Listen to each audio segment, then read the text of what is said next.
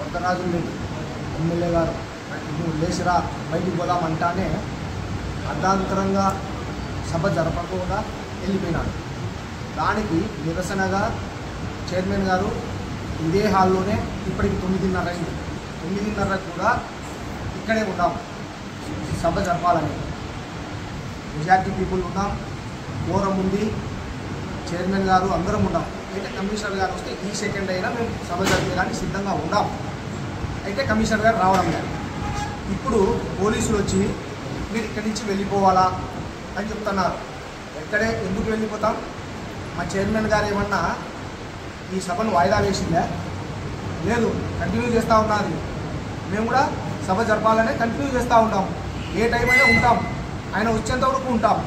ఇప్పుడు రాని, 12కు రాని, 1 గంటకు రాని, తెల్లవారులు రాని, మేము ఇక్కడే కూర్చుంటాం. ఆయన వచ్చేంతకు వెయిట్ చేస్తాం.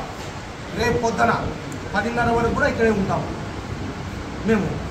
అంతేగాని పోలీసులు వచ్చి మీరు ఇక్కడి నుంచి వెళ్ళిపోవాలని మాకు హుకుం జారీ చేస్తే ఎట్లా?